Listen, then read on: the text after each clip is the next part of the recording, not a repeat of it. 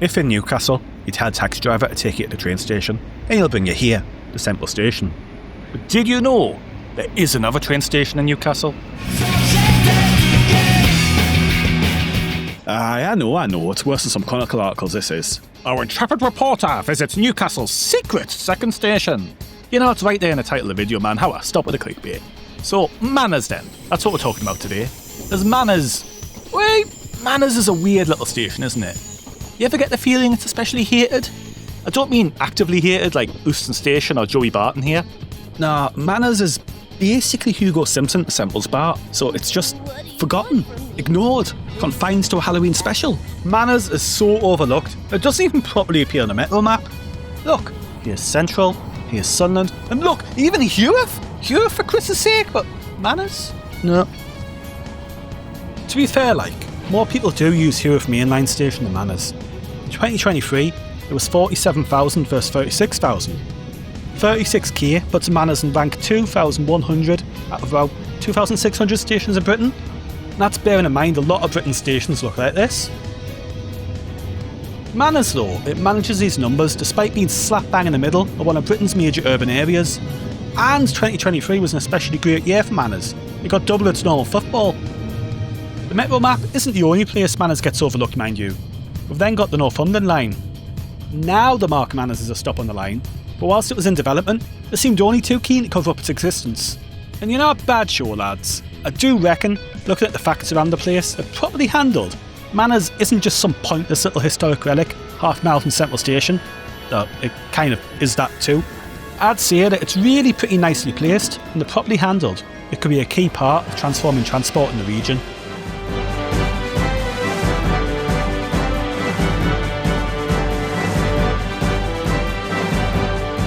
Manors then. Manors. You know the trouble with Newcastle these days? Not enough manners. Haha? I'm a dad, you know, I'm legally out to make these jokes. Anyway, all 5 of you who are left after that, Manors. There's 2 of them, you know. Right now, I'm in the metro station, which isn't really the one I'm going to be talking about, but we'll get to that later. So what even is a Manors? Why is it called that? There's no manor houses in this part of town. Wait, long story short, and for the long version, do look out for a future video where I'm going to go into excruciating detail on the history of Newcastle's municipal boundaries. But the short version. Here we go. Originally, this part of town lay just outside the Pandon Gate of the city walls, and for much of Newcastle's history, wasn't really part of the town proper. If you can imagine it, running through this area, there was once a large valley known as the Pandon Dean, a pretty epic feature on the scale of Jesmond Dean. The street just north of Manors Metro Station, New Bridge Street, gets its name from a former bridge across the Pandon. From 1291, concurrent with the town walls originally being built up, this area was dominated by a friary of Augustinian monks. Their main building was stuck on the inside of the city walls, though the gardens lay outside. If you remember your GCSE history, in 1539, some grumpy ginger guy had marriage issues, and one thing led to another and bam, dissolution of the monasteries. Where once there was an Augustinian friary, there was now a king's manor. Rather than just being sold off for beer/army money, Hazza held on to this one. Officially, it was meant to be a secondary headquarters for the York-based Council of the North, though this only ever took place in Newcastle a handful of times. Man, just swap out York for Manchester there, and boy does that sound like today. So there's your reason this station's called Manors. Henry VIII, a man who never actually visited Newcastle, but you do get the feeling he'd be well into ye old big market on a Saturday night. Incidentally, the site of the Friary's main building, the King's Manor itself, is today basically where you'll find Holy Jesus Hospital. Built in 1681, this is one of Newcastle's forgotten architectural treasures, sadly half buried under the central motorway. Historically, Newcastle's activity was centred around the quayside, hence the walls bending around as they did. But after the 1703 Act of Union and Scottish armies ceasing to be much of an issue anymore, Newcastle gradually expanded more and more outside of its historic walls, with Manors in the nearby area of Shieldfield soon developing and industrialising. The natural geography of the land was altered as the Pandon Valley was infilled. The way was clear to bring in the trains. Just as soon as they were invented, of course.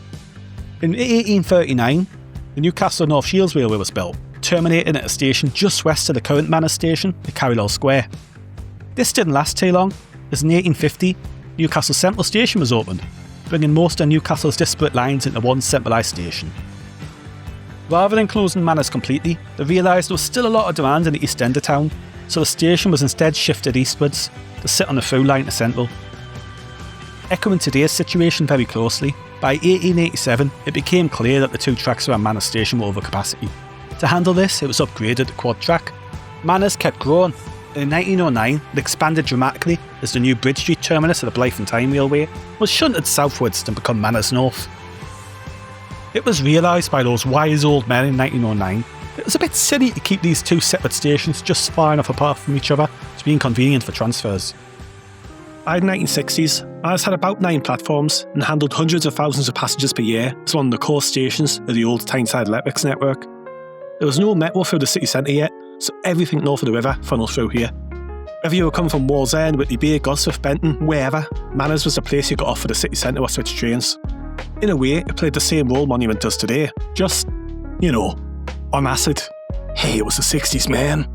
By this time, the old Tyneside electrics network was really run down, super scuzzy, worse than the worst metro train. Years of underinvestment and the prevailing anti-rail ideology of the time meant that when the prospect of little Timmy falling through very literal holes in the floor of the electric units became too great, they decided to just replace them with diesels. Ew. By the time the 70s rolled around, the clean, frequent electric service that had made Manors so important was gone. Then the 70s. Aye, they were difficult. It started well.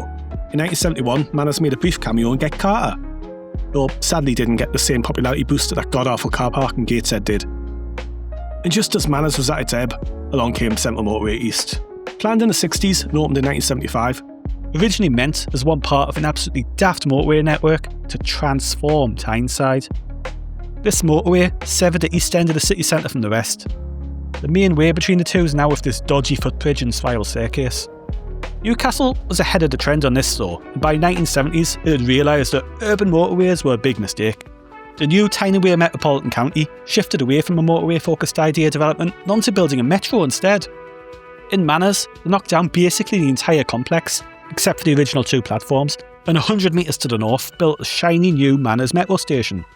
Really quite a proper city centre metro station. It must have looked really quite out of place plonked in the middle of a struggling area around it. Kind of like that famous image of a Chinese metro station surrounded by rural fields.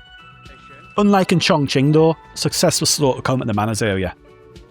Taking up most of the area of the old station, the King's Manor Business Park was established as part of Newcastle's shift away from the industry and into desk-based businesses. On the site of the old goods yards, in 1989, the Warner Cinema was opened by Her Royal Highness Kylie Minogue.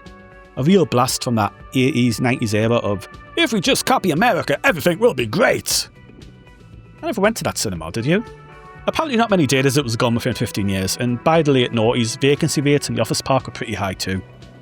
And you can kind of understand why, can't you? City centre traffic with none of the city centre buzz. Really the worst of both worlds.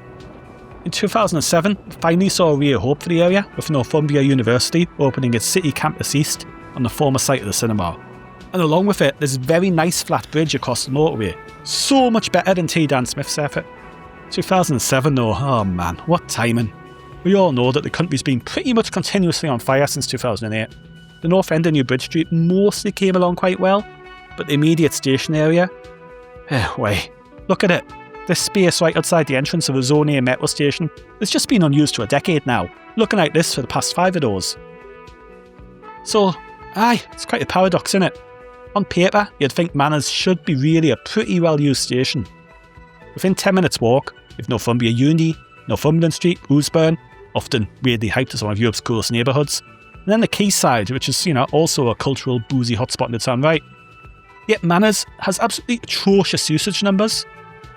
Between 2022-23 and 23-24, it jumped from 19,000 to 36,000, but it still doesn't get it out of the bottom 20% of stations in Britain. Years before that were even worse. And it's not just a national rail station either. The metro station also does pretty badly, ranking 54 out of 60 stations on the network. For a city centre station, that's pretty shite. So why is this? Wait, cars, obviously. As in most of the world's problems, Henry Ford and the gang take a fair chunk of the blame. The Central Motorway cuts off the Manors station area from the rest of the town, with an inaccessible footbridge as the only connection. Hey, all that effort the ancient Geordies made to fill in the Pandandine, only to go and recreate it in concrete and steel, eh? Then you have the land use around the station. Northumbria University's a lone bright spot there. Where else in the world do you get a site right outside of a city centre metro station sitting vacant for 10 years? The poor access to the city centre doesn't help with this development, of course. Hence Northumbria Uni prioritising building a bridge with their development. But how surely being right next to the station should be pretty good even by itself. But the bigger issue isn't really Manors' fault at all. The problem is that our whole region just doesn't do commuter rail. You hop on a train in Newcastle, a proper mainline train and you're probably heading to London or some other exotic foreign locale. You have 40 odd 10-carriage trains a day going that way. But if you just want to get to, say, Chelsea Street, then your choices are far more limited.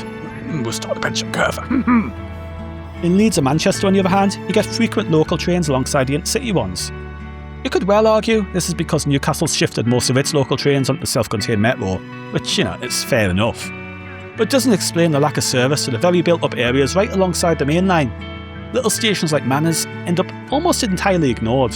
However, something is changing. We increasingly hear talk about reopening local railway lines. A bit of recognition that trains aren't just about racing around the country. They're also for your boring day-to-day stuff too. Getting to work, school, tanning salon, whatever it is people in Shildon do for fun. There's even been money going into projects with words like connectivity and integration in the titles. And for once, it all feels like the tide might actually be turning. There's still plenty of resistance, but the pressure's building, the dam's starting to crack. There's hope for local rail, in a way there just hasn't been before.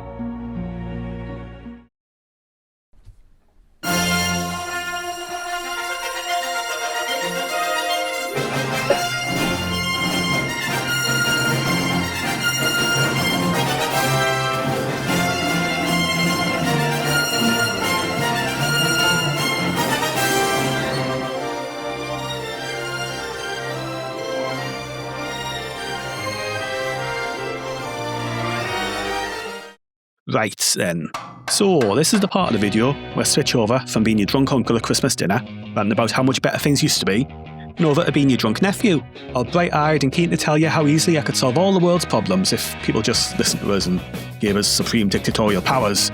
As the future of Manors, it isn't all doom and gloom. As I say, passenger numbers are trending up. The Northumberland line opened in December 2024, finally bringing proper, regular local rail service to the area. In its first 6 months, it's already had 500,000 journeys. Not bad for a line where not all the stations are even open yet. Currently, only half of these trains stop at Manors, but that's still a big improvement on what the station had before. When I visited to film for this video, I actually saw trains stopping, and a real-life passenger waiting for them. Progress! We're really getting towards a sort of proto-S-Bahn style service here. Regular, reliable trains at vaguely the same time past the hour, every hour. Now, let's not get too Vorsprung durch technique and all that. We're not quite Berlin yet. I said proto-S-Bahn. 2 trains per hour is still well below the train every 10 to 15 minutes the proper turn-up-and-go service demands. And that clock-face drift, it really irks me. Let's be having some user-centricity, please?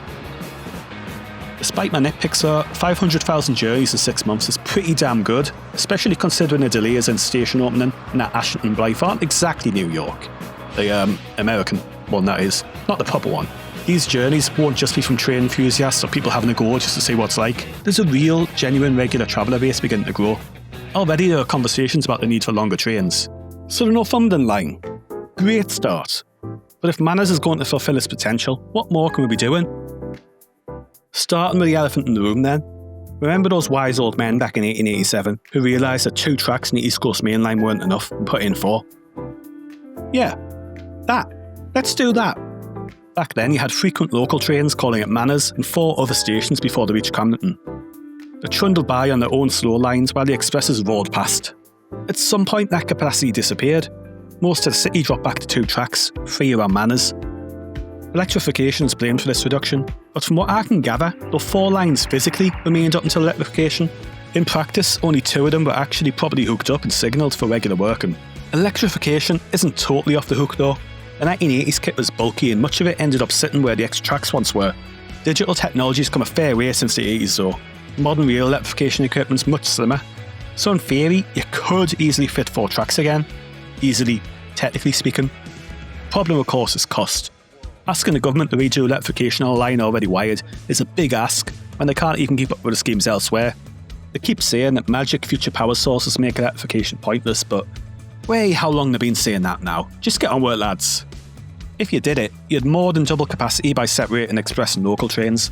It wouldn't just be Manors that benefited, you could open new stations right across Tyneside. So yeah, obvious suggestion, right?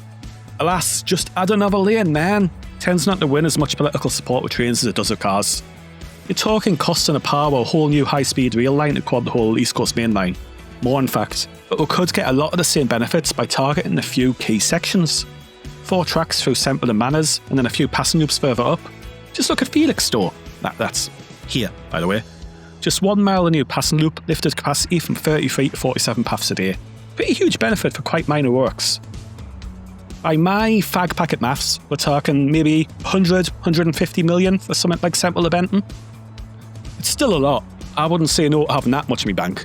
But it's not billions. For reference, the new footbridge in Sunderland cost 31 million. Welcome to Britain. It's a bit dear. Okay, so sobering up a bit and recognising that we don't live in a glorious socialist utopia, the Vulcans have not shown up yet and money is sadly still a thing. Balls. So what can we do with what we've already got? Quite a lot actually. First up, why does the Northumberland line stop at Semple? If this is supposed to be a proper Northumberland line, surely it should go right through, linking to the various stations and Gateshead and South West Northumberland on the other side. We've got trains from Ashington stopping at Semple, trains from Hexham stopping at Semple. Why not make them the same train? Yeah, it's not like there's a huge demand for Blythe to Prudhoe commutes every day. I'm sure there's a fair number of people making this kind of cross-town trip. Even now when it's a hard thing to do, make it an easy option, and who knows how many will bear that in mind when choosing where to live. Team Valley is the second biggest employment area in the region. The area around the Metal Centre has a fair few jobs now. Firming up this cross-town link would take traffic off the Tyne Bridge and the Coast Road, easing congestion in the city. As I covered in my Bencham Curve video, the Tyne is our region's biggest barrier when it comes to transport. Anything that reduces cars crossing the Tyne Bridge is a win. So why has this not been done then? Well, a few reasons. One key constraint is Semple Station's track layout. Multiple lines converge, creating a right mess. This is one of the big reasons why, as things stand, only one of the Northumberland line's 2 hourly trains bother to stop at Manors. Fixing Semple Station's throats is one of those things that sounds like a nice, quick, easy win, but in reality, would be quite a disruptive multi-million-pound project. Ideas for a solution range from clever signal trickery to a whole new railway bridge to complement the King Edward. Maybe even a slushy thing slipping under the red hoof to keep the Tyne Valley and East Coast mainline trains segregated. Okay, I'm going a bit mad there, aren't I? Even without building any bridges though, I do find it hard to believe that something couldn't be done, so at least a few trains from Ashington continue on the Tyne Valley line. And where does Manors fit in all this? You know, the topic of our video? At present, all Northumberland line trains south from there terminate at Semple Station. Give people in this part of town a better link to the Metal Centre and beyond, and that south-facing platform becomes more relevant for Borden. To be fair, they do have the Morpeth to Hexham service about 15 times a day for this, and that's a big step up from 10 years ago. Up until 2016, trains from Morpeth stopped at Semple and didn't continue on to Hexham. Curiously, Manors passenger numbers ticked up about that same time. Weird, isn't it? There's definite recognition now that through run's a good thing, so however, let's step it up. So there's 2 Manors stations, right? There's the mainline one and the Metro one. You'd think with the way they cross over each other and shoot off in different directions here, Manors would be a canny little interchange point. But other than random train YouTubers, has anyone in the history of the universe ever actually done this? Like, genuinely gone, oh aye, this is where I hop off and switch lines. Are people even aware that this is a possible thing they can do? Make it clear on the maps and maybe they will. At the minute, mapping around Manors is just inconsistent. It's not on the normal Metro map, and even the shiny new Northumberland line version just doesn't show it very well. For starters, where's that Morpeth to Carlisle line that I just mentioned? I've just talked about how great it'd be to improve the Northumberland line with proper through running, but even when they do have a service actually doing this, they just didn't bother showing it. Absolutely listen to us when I say the physical service patterns need improving. But before we even get to that, just mentioning what you already run is Bobby basic stuff. So, add a new line to the map, please. There's something even more basic that you do first. Just look at Northumberland line itself. They've drawn it in dark blue. A blue line on a map where rivers are a prominent feature. That's seriously how not to do maps 101. To make things worse, notice the main line down to Sunderland in purple there? Aye. Try looking at it in a poster in a station. Surely I'm not colourblind here. You really have to know that there is a difference and squint to notice it. There's about 4,706 colours in the world, and they picked these 2 that look basically the same in print. Why not just use red? Red's nice. In the name of Harry Beck, sort it out, man. And it's not just the maps. While we're at it, how about some better signage to tell people Manors is a thing that exists? Maybe it's an announcement on the trains and the metro. Next station, Manors, interchange here, da da da. It's a small adjustment, not world-changing, but it's cheap and useful. Building on the idea of better signage and non-physical integration, another step that doesn't involve laying a single sleeper: sort out ownership. Historically, there might well have been valid reasons that gave the Northumberland line to Northern. It went out into Northumberland. Nexus only had responsibility for Tyne and Weir. But we're all one city region now. Splitting out responsibility like this is daft. The Northumberland line already takes metro ticketing, so why not bring it formally under Nexus? At the moment, the line sits in a in-betweeny place. Is it a big boy intercity train? Why, no, it's local rail. Is it a metro? Yeah, not really, but we already do stretch the meaning of that word enough. So why not really lean into the S-Bahn vibe? Consistent maps, neat stylised Calvert S between the train and the metro, a coat of paint, some new stickers on the rolling stock. Just look at the London Overground. Once disparate local lines were branded together under Transport for London and used to shut up, suddenly places that felt isolated were recognisably part of the city network. So yeah, better signage would make people actually notice Manors. Better branding would then make this notice stick. So that's the low-hanging fruit sorted. Now let's down the bottle of White Lightning and get back to the slightly mad stuff. Because honestly, if we really want to make the most of Manors mainline station, it's going to take more than a lick of paint. The big one that's been nagging at me for years, the thing I constantly muttered in my baby's ears as I paced back and forth in the wee hours trying to get the Bens to sleep, is this: let's shift Manors. Because honestly, at the moment, it's just not a very well placed station. It's a good 150 metre hike through a sort of student-only looking area between it and the metro station. You can see why, if we marked Manors honestly on the map, you might not even bother to show the metro and the main line as linked. It'd be just two separate stations with the same name. There is a solution though, and again, we can take a cue from history.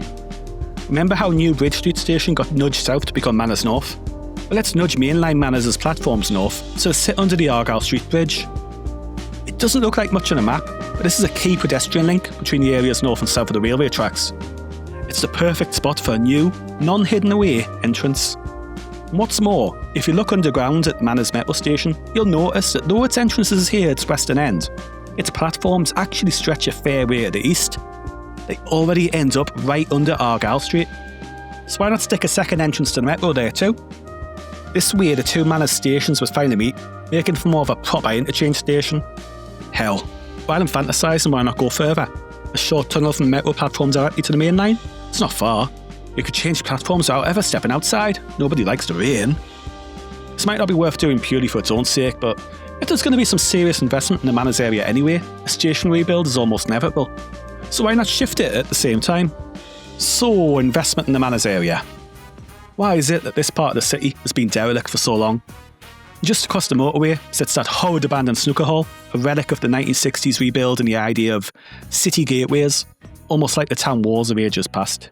The whole east end of the city centre is a mess that needs sorting. There is hope on the horizon. Plans for development across the motorway are well underway.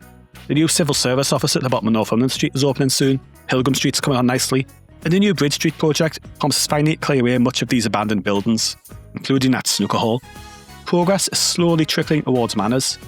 Once the western shore of the motorway is sorted, maybe the eastern shore will start to see some change too. Then that's the bother, innit? Even with all this investment, the motorway remains a huge barrier. I mean, I'm speaking about areas of dry lands just a few hundred metres apart as bloody shores. Because of the motorway, what should be a single, connected neighbourhood is instead two isolated islands. Ah yes, my nemesis, the automobile. Why is there a motorway running through the city centre? Were people even capable of conscious thought back in the 60s? I mean, they invented modern rock music, they can't have been that bad. But this, what's with this? The Sentinel motorway was a mistake. It should never have been built. Considering the Gateshead flyover's days are numbered, the Tyne Bridge renovations and the city's general move towards clean air, I do hope that something eventually happens with this scar across the heart of Newcastle. But aye. It's a wee bit naive to expect we can just fill it in. It does remain a major traffic artery. Placing it will never be a simple matter. Like, a new bridge down Walker dumping traffic into residential areas? Nightmare, man. Nightmare. No. But as we provide more alternatives to driving absolutely everywhere, maybe traffic can reduce enough that we convert the motorway into a regular 2-lane A road. Aye, a man can dream. Assuming the motorway is absolutely untouchable though, there's still a key need to sort out the crossings. The current walkway is a relic of another era. already bad enough, but with the new bridge project starting up and the council closing part of it down, its future is looking very iffy. Northumbria University's bridge, on the city side at least, is a good example of how things should be. Smoothly flowing and perfectly accessible. You barely even notice you're going onto a bridge. This is how a crossing should feel. I do wonder, the motorway looks quite deep near Manors. Could I build a platform straight across it, basically completely bury the motorway so that pedestrians don't even notice it's there? The slip road complicates things, but surely there's something that can be done to properly make the East End a functional part of the city again, and help Manors reclaim its role as a major rail hub. So, there we have it. Newcastle does have Manors. Once a major hub of life in the East End, today remembered only by a few sad old men who are a bit too into their trains. But it doesn't need to stay that way. Manors still hangs on. With a bit of a push, it could really become an important part of our local transport setup. Start small, better signage, clearer maps, a bit of organisation and integration. These things don't cost the earth, but they do matter. Knowing something exists is the first step to using it. Then, if we do get a government that believes in the wacky idea that you have to spend money to make money and the better connections between people are key to development and heading off extremism, there's a lot that can be done there. A lot that can be done. There are options for every budget that could really unlock more use for Manors. Let it play its natural role as Robin assembles Batman. Deck to its ant. Or is that ant to its deck? Which one's the big one again? And I'm not just some kind of mad Manors fanboy here and all this. It's clear to be seen that the roads around town, St James Boulevard in the west and the Central Motorway in the east, present major barriers to development. Over in the west, thanks to the Helix, things are starting to break out. But in the East End, the motorway still creates a sharp divide between the fairly well-off centre and the struggling East End. Sorting Manors, making it a place again, will really be key to helping build up the East End. The stuff I'm talking about here, even the quote-unquote mad stuff, it's not impossible. In other parts of the world, it'd be common sense spending and long since done already. But even the small stuff, let's just try a little, Kim McGuinness and Co, if you're listening, could we have some more Manors, please?